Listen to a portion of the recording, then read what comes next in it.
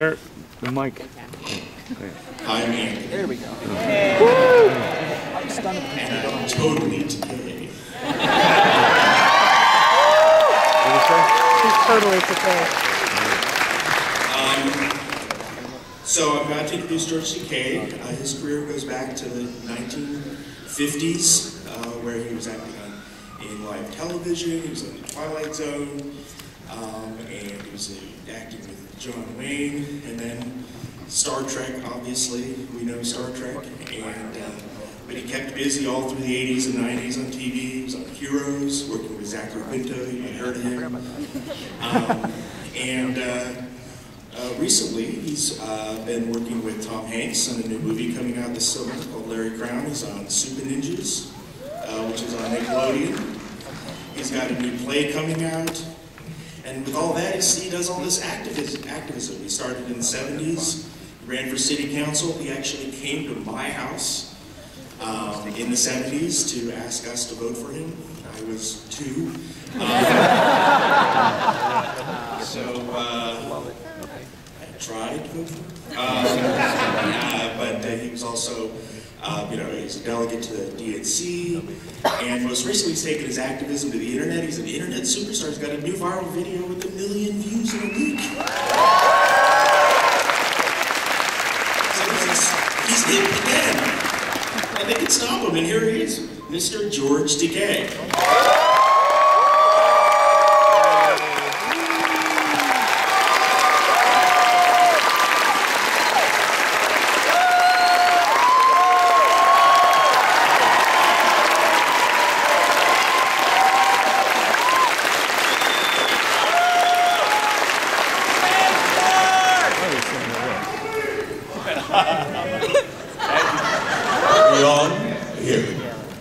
Thank you very much, Tony, and thank you all so bright and early on a Sunday morning. Why aren't you all in church? You're in church right now. It's so good to see you, and so good to be here in Phoenix, Arizona, where it's balmy and warm, not only outside, but inside as well. You guys are very warm and welcoming, and some of you are hot as well. I want to, first of all, thank you all, particularly the gray hairs and the shiny paints that I see out there, because you are the ones that made it possible for us to get to this point in the year 2011, the 21st century, where we're celebrating, where this September, we'll be celebrating the 45th anniversary of Star Trek.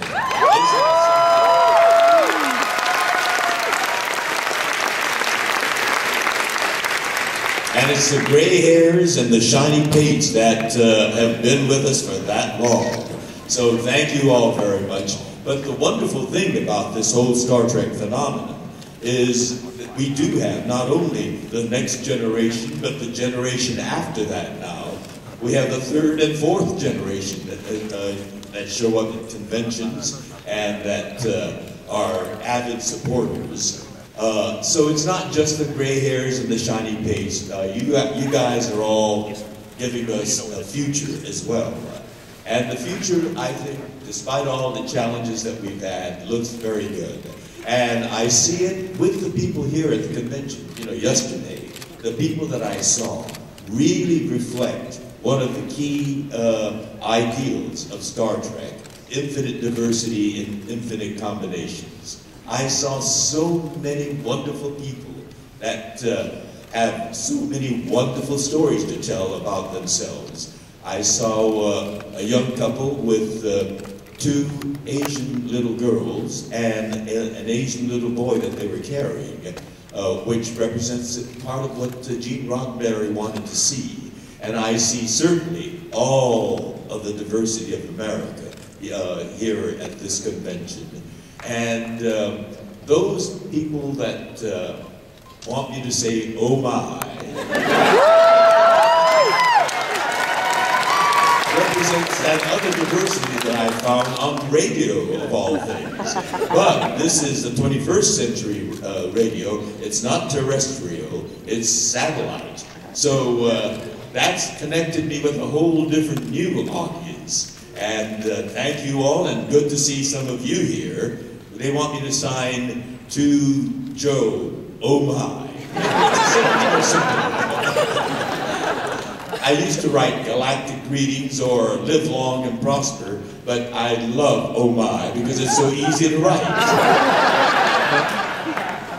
And so I want to thank you all for the many, many gifts that you've given me. And we have a great future, and we're going to work together, as Gene Roddenberry envisioned. You know, because he said the Starship Enterprise was a metaphor for Starship Earth.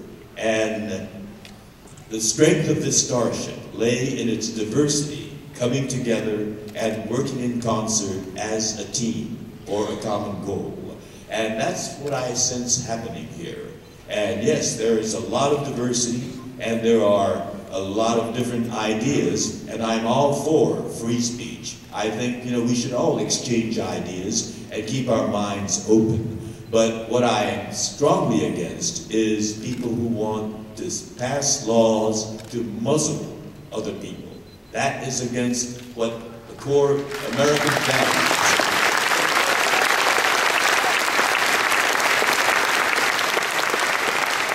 I hear it all here.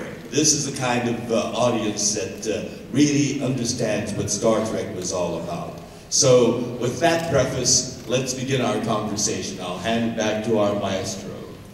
Thank you, George.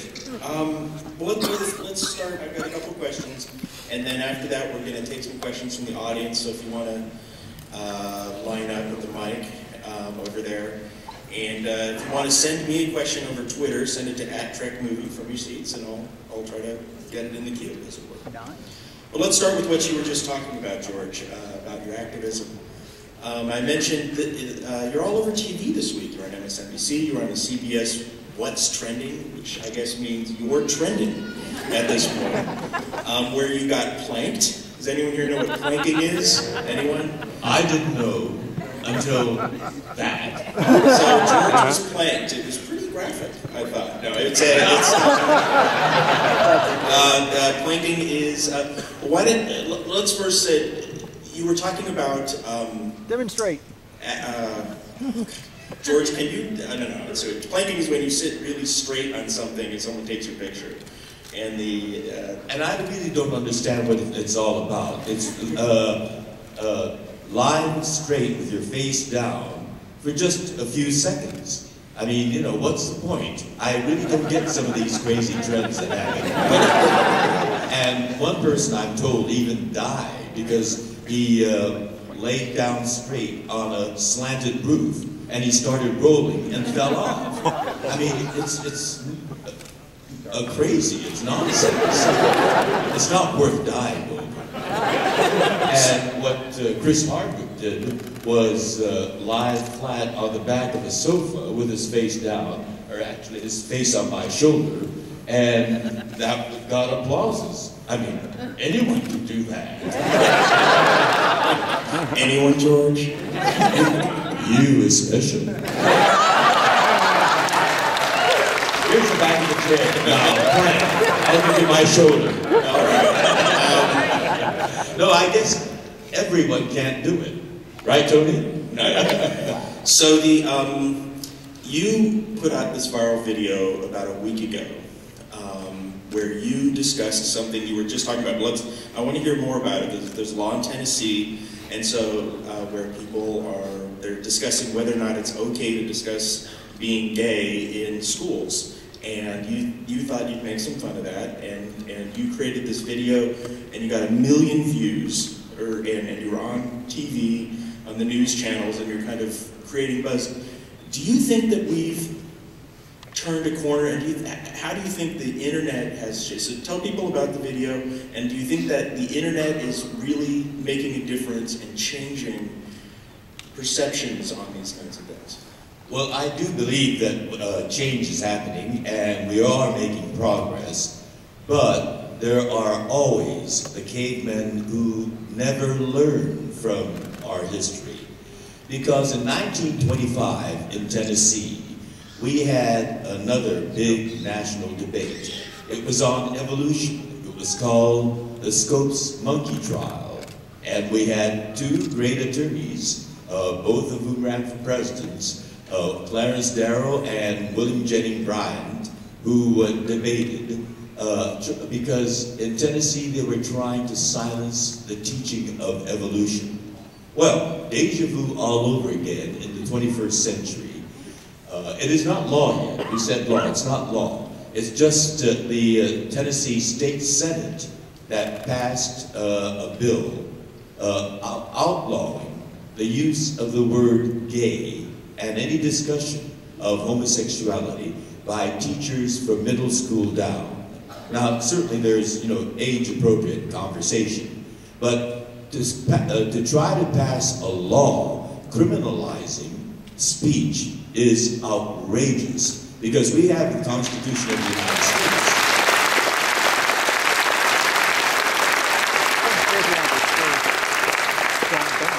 I mean, all Americans mostly should know about the First Amendment, the freedom of speech.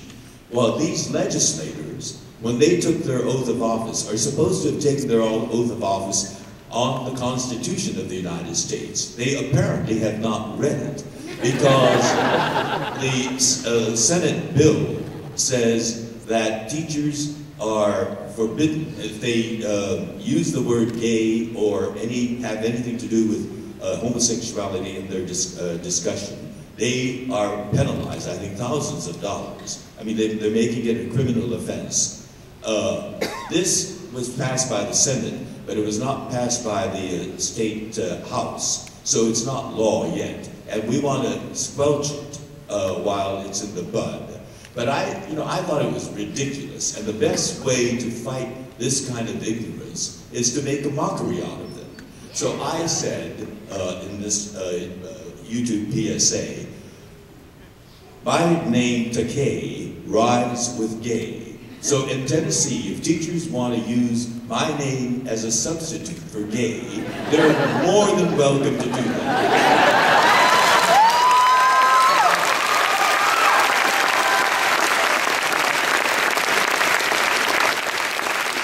I suggested they can proudly support Takei marriage. They can proudly march in a Takei pride parade. And this coming holiday season, they can sing, "Don me now, white Takei apparel."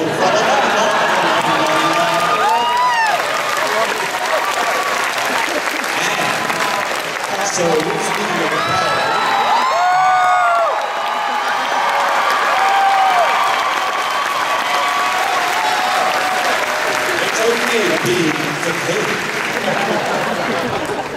so that's the history behind that YouTube.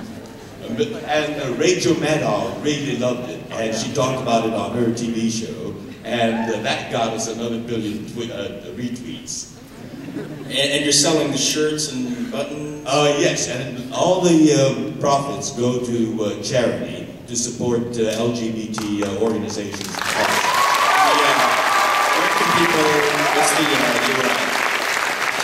Where can people go to get the... It's okay to be Takei, no capitals, no spaces. It's okay to be Takei.com. Or you can go to my website, and there's another click you can do to get directly to the source. Now, so we were just talking about what you were doing this week. Let's go way back. Yes, sir. You made a movie called Hell to Eternity with Jeffrey Hunter in the 60s, early 60s. Actually, it was in the late 50s. Late 50s. And I was there at that same studio. That was an Allied Artist production. I was just there a couple of nights ago to do a TV fundraiser for, as you all know, on March 11th there was a horrific magnitude 9 earthquake off the coast of northeastern Japan. And then that was followed by an incredible tsunami. I mean, you saw the ocean rise, and it became a wall of water that came rolling in, and then it started to engulf boats out there, and then it came to land, and it engulfed the trucks and buildings, the factories, and and people and rolled in. It was, I mean, it was almost science fiction. And then the tsunami did incredible damage to the nuclear power plant, and there was that terror of, that silent terror of nuclear radiation. I mean, it was a calamity on top of a catastrophe upon a disaster. And so I did a PSA urging people to send aid to the people in Japan. It was still winter there in northeastern Japan. It was still snowing, and they had no shelter, no drinkable water. I mean, it was water that destroyed them, but there was no drinkable water, very little food, and many of them had lost not only their homes, but their entire families. I mean, the need was desperate. And so the immediate need was great then, but now the need is for the rebuilding of the infrastructure. So I was doing a television PSA at that very studio where I did Held Eternity. It was called Allied Artist Studios then, and now it's called KCET, a local television station. And so it was deja vu there too. I guess if you live long enough, you're going to have a lot of deja vu kind of experience. And that film starred Jeffrey Hunter, and you know, the nerdier Star Trek fans out there will recognize his name as the original Captain Pike from The Cage. And the very first pilot. Right. There were two pilots. Right. Now, famously, Jeffrey Hunter wasn't interested in coming back for the second pilot, opening the door for William Shatner, who became Kirk, obviously. So here's a question for you. You worked with Jeffrey Hunter, you worked with William Shatner, you were there when the decision was made. I worked with Bill Shatner after we did that for a second pilot, and before the pilot was sold. I did a thing called, it was called Alcoa Playhouse, and Bill played a Schweitzer-like doctor in the jungles of Southeast Asia, and I played a young attorney with a British education, and it was a British crown colony, so I had one of those white wigs and the black outfit, and we talked about whether that pilot for this sci-fi thing is going to sell or not. So yes, I worked with both Jeffrey and Bill before Star Trek became an actual series. So, someone, you know the actors, you obviously know the show. Do you think that Star Trek would have been the success it was if Jeffrey Hunter, who's a great actor, he played Jesus, so he's got to be good, right? Do you think it would have been the success it was if he said, you know what, I will do it, I will come back for that second pilot, or do you think that Shatner is what was needed? Well, you know, actors are important in projects, but the core of what contributes to the success of a series, I think, is the idea, the story, and what it's all about. And it's really Gene Roddenberry that made Star Trek the great success that it was.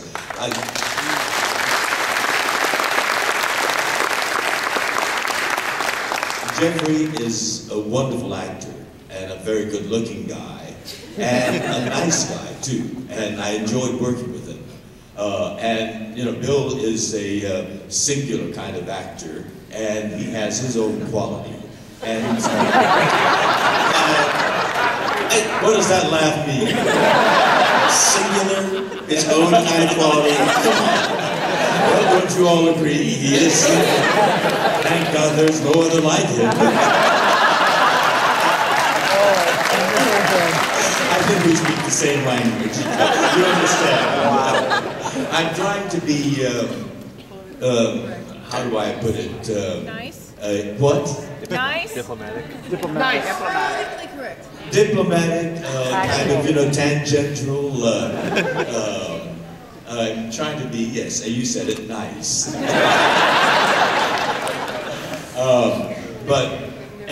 And I think that's such a wonderful part. Any good actor, and I'd like to have seen Jeffrey continue with it, because he would have brought his own quality to it. But what made Star Trek this long-lasting success is that core idea, the vision that Gene Roddenberry had of the human future. You know, saying that if we have confidence in our problem-solving capabilities and our ability to invent and innovate, then we will be able to boldly go where no one has gone before. And it was that connected with all of you, I think. And that's why you have stayed with us for 45 years. And you know, at this point now, at 45 years, I'm really looking forward to the golden anniversary. It's only 5 more years. Right. So let's all gather together.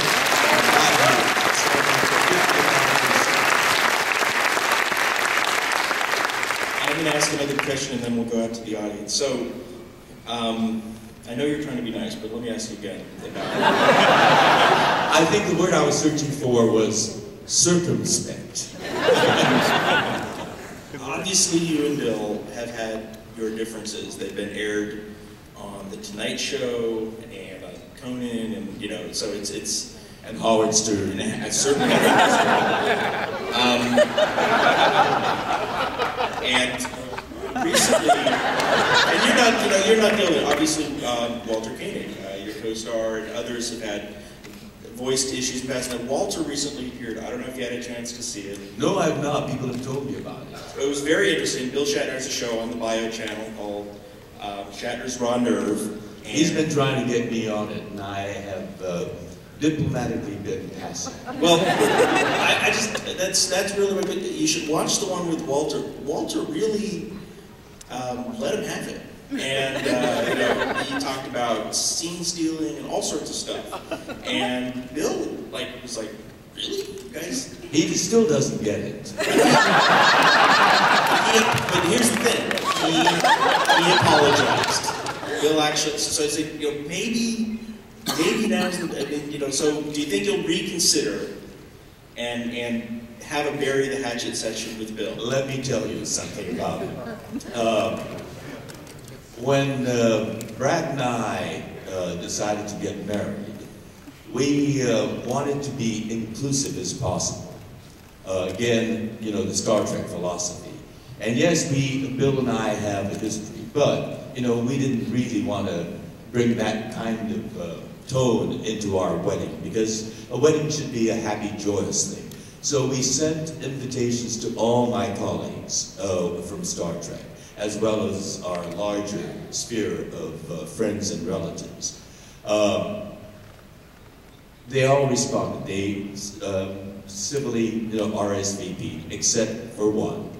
Bill never RSVP'd. But that's typical of Bill, because we've all had many other occasions when we sent out invitations to everybody, and Bill never, ever showed up.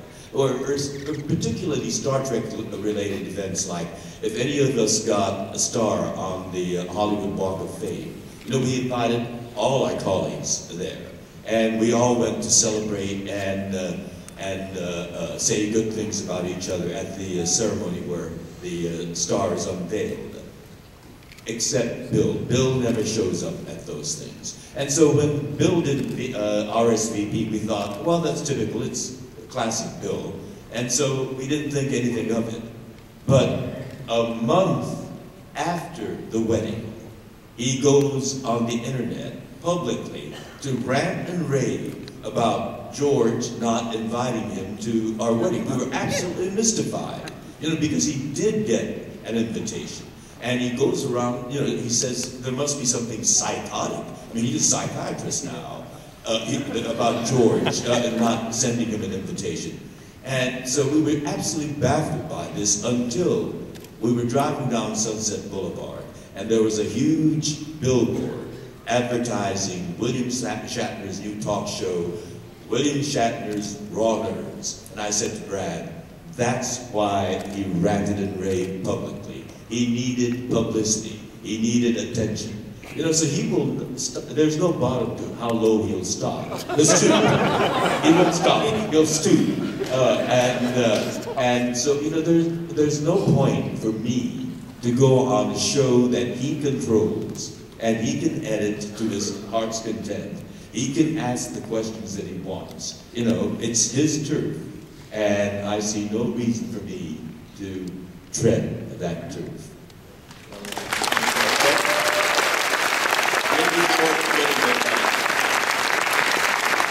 Okay, so let's start taking questions. On that note,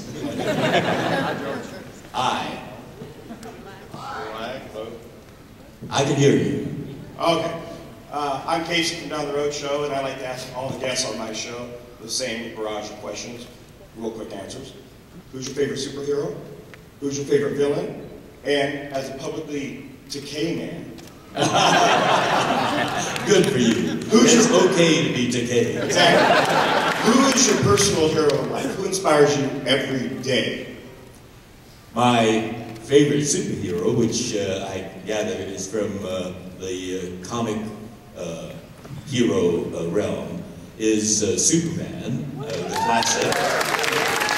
And I have a wonderful collection of Superman comic books that from my boyhood.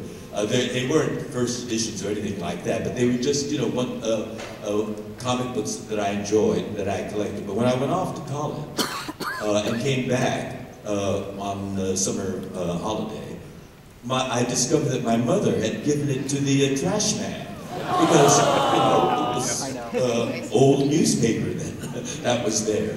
It was heartbreaking. So that was my college year disappointment about superheroes. My favorite villain, I don't know whether I have a favorite villain or not. Con? No, he's not that bigger than life. He's still human. Let me give some thought to that. But my hero, my personal hero, is my father, because I really think I had a very special man for my father. My father was certainly of his generation, you know, a Japanese American of that generation, and to be broad-minded enough to, he wanted me to be an architect. And so like a good son, I started studying architecture at Berkeley. But after two and a half years there, I just couldn't, you know, the theater and acting fire was in my belly. And the more I got closer to that decision point where my career commitment would be as an architect, I didn't want to give up that opportunity to give myself that chance to test my wings. And so I came back to Los Angeles, and I said to my father, I want to go to the actor's studio, Daddy, and study where all the great ones came from. Marlon Brando, Montgomery Clift, James Dean. And he said he knew this discussion would be coming up eventually. And he was prepared for a deal for me. He said, you want to go to actor's studio, that's a fine acting school. But when you finish there, they won't give you a diploma that says you're a legitimately educated person. He said, here in town in Los Angeles, there is a fine theater arts department at UCLA. And when you finish there, they will give you that piece of parchment, that documentation. But you're a bullheaded kid, and I know you're going to insist on going to New York. So let me remind you, New York is a crowded place, a very competitive place, and a very expensive place. And you have to be prepared to do it all on your own. But if you go to UCLA, and that's where your mother and I want you to go, then we will subsidize you. So you decide, New York on your own or UCLA with subsidy. I discovered I was a practical kid. I went with the subsidy. But you know, few fathers of that generation would have that kind of open mind and willingness to support what I really wanted to do, because he knew who I was. He knew that he was saddled with a ham, and he had to make that compromise on his part. And so I'm eternally grateful for that. But even more than that, you know, I spent 4 years of my childhood in 2 barbed wire internment camps, two U.S. internment camps, one in the swamps of Arkansas and another on the Northern California border between Oregon and California. And many people of my father's generation were very embittered by that experience, you know, because we were innocent. We had done nothing wrong. We were just, you know, people who looked like the people who bombed Pearl Harbor. And because of that, this government did one of the most egregious things, a violation of our Constitution. There were no charges, there were no trials. Simply because we looked like this, they rounded us up and put us into these barbed wire prison camps. And my father was one of the few, when I became a teenager, I asked him a lot of questions about that. And he said, despite all his experiences and the loss and the pain that he went through, he said,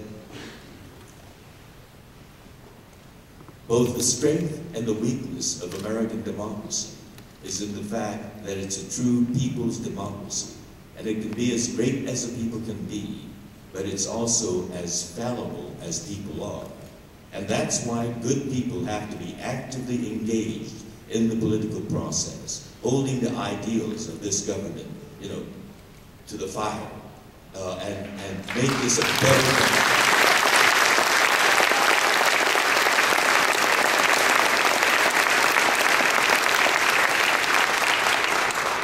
Well, thank you for that on behalf of my father.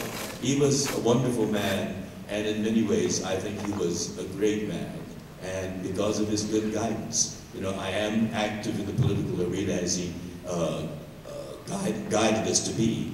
Both my brother and my father encouraged us to be active in student government as well.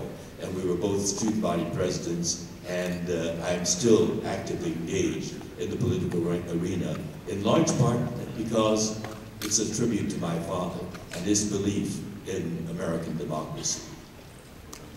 Thank you. I think we're all happy you guys compromised.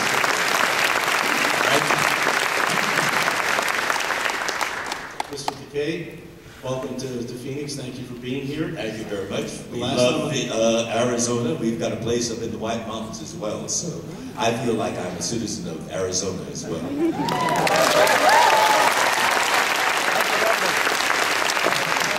Last time I saw you was...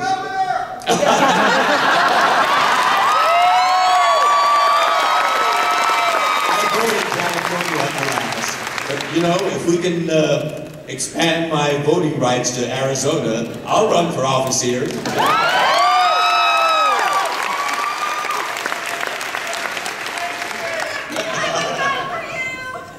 Thank you.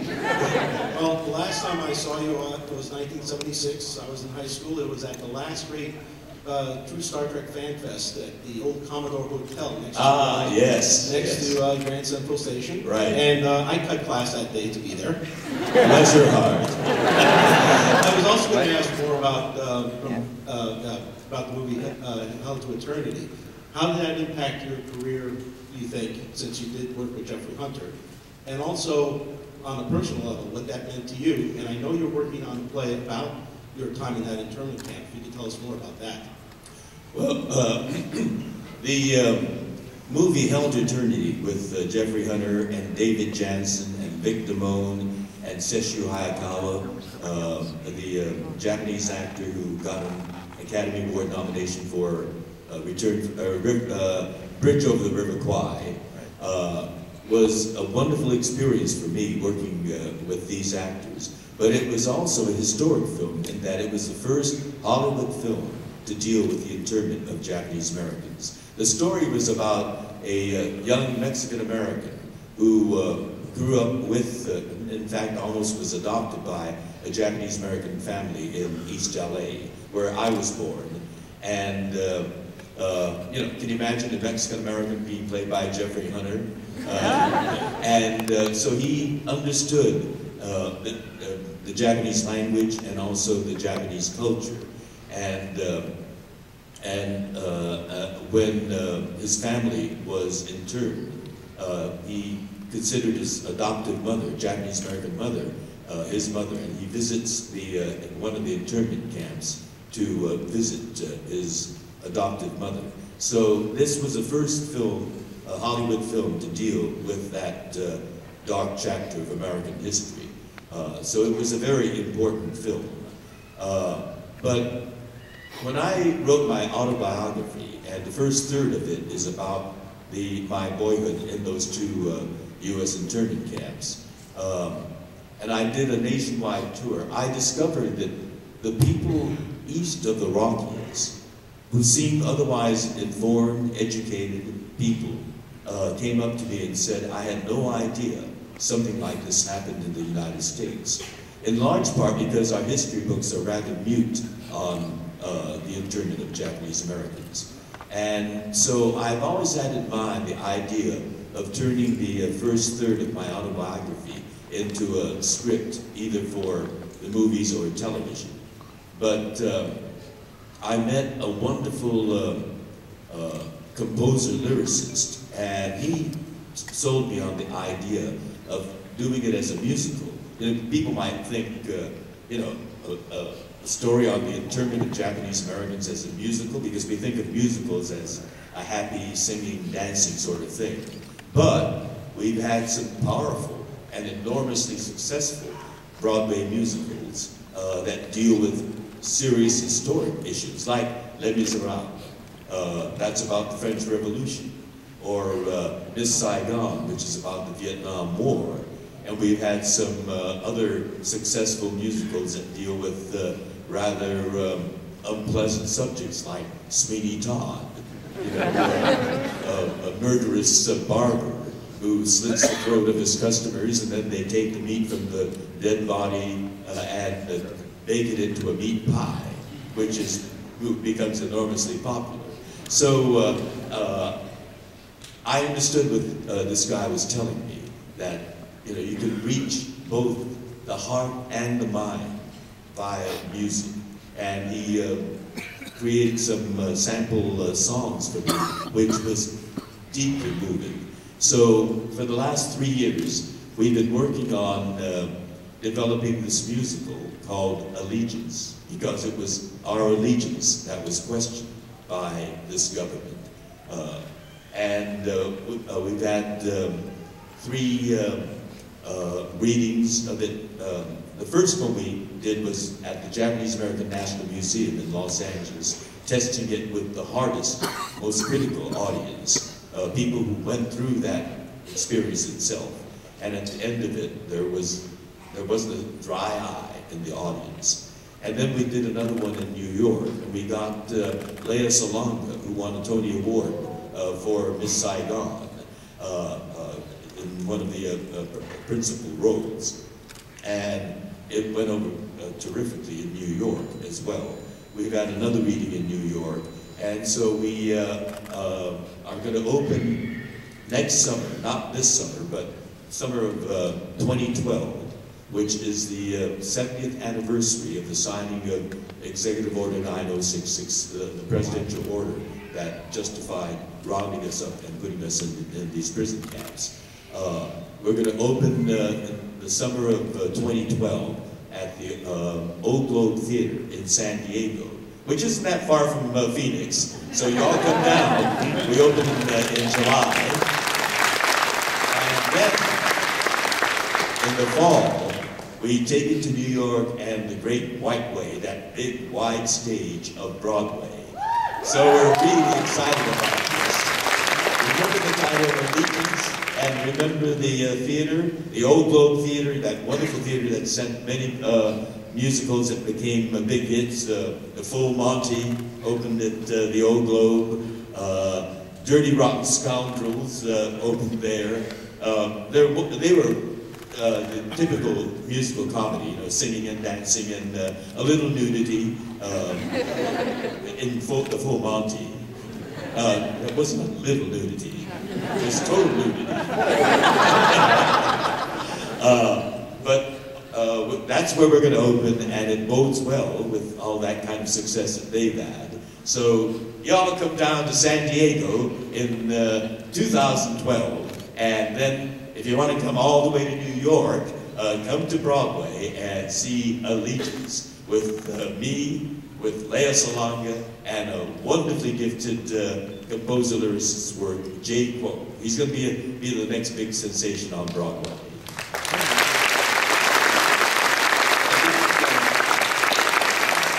We've got George maybe for 5 more minutes. We probably have 1 question, maybe 2 left. I'll make it short. Thanks for the pressure.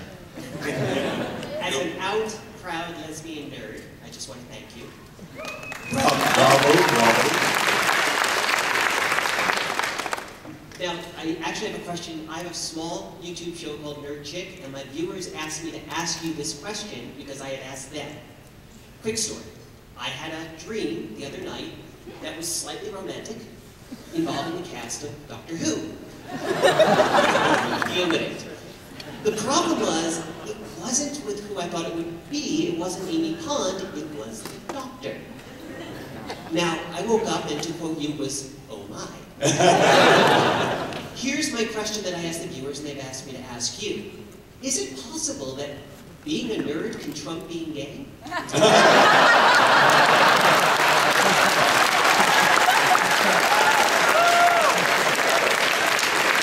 It's okay to be a nerd gay, or gay nerd. You can be both, in equal parts. So the question is there anyone nerdy enough to make you go,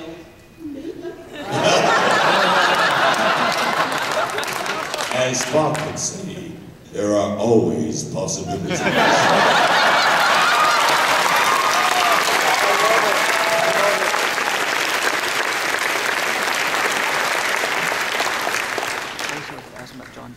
Real quick, first I want to thank you for all the wonderful charity work you've done for the LGBT community, the people of Japan, and everybody that you've helped over the years.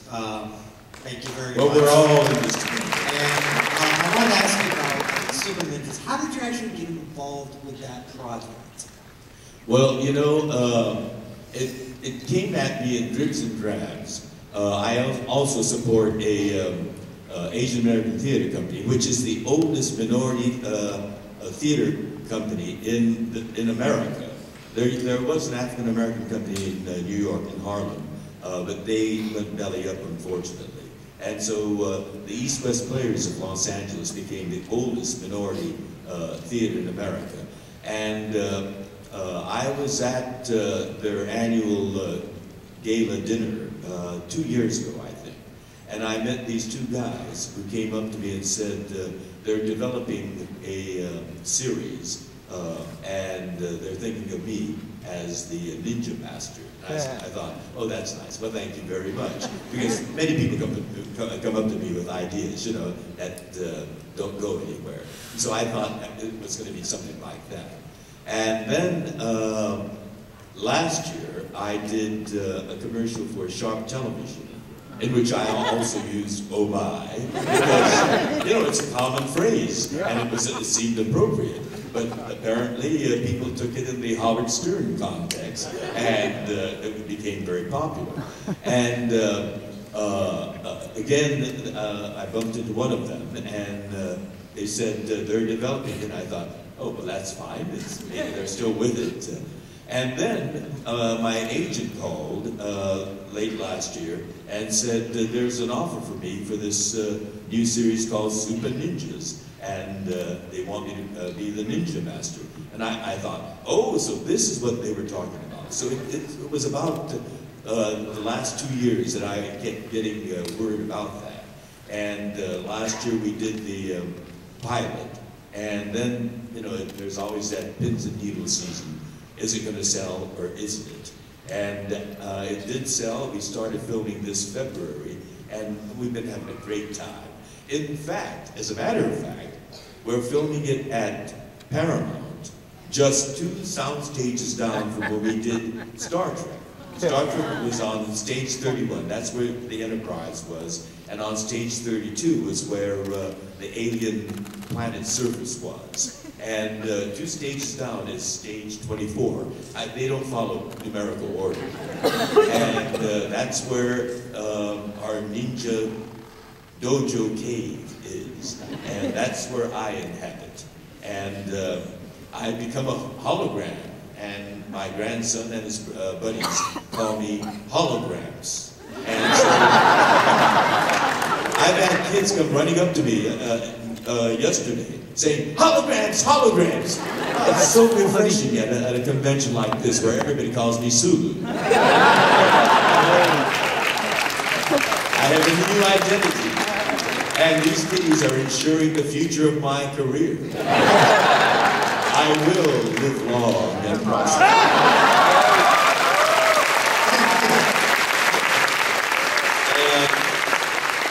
think that's all. I think that we've got to say goodbye to George. We were having fun. George's going to be signing at 11:30 downstairs, so you can get that. And he's got photos at 2:50, and then he's signing again at 3:30. And I was just saying what you were just talking about, George. You're going to be on the Paramount lot later this year shooting Super Ninjas. You're going to be 2 sound stages away from a certain J.J. Abrams shooting another Star Trek movie. Who here would like to see him in that movie?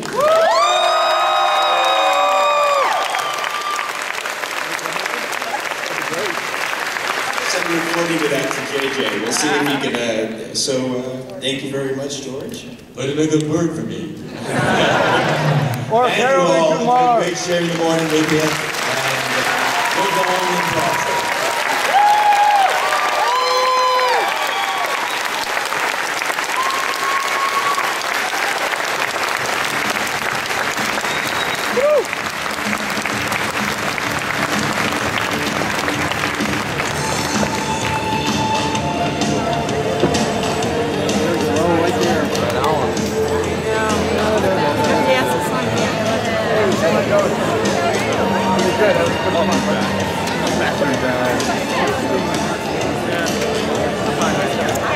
So what'd you think, James?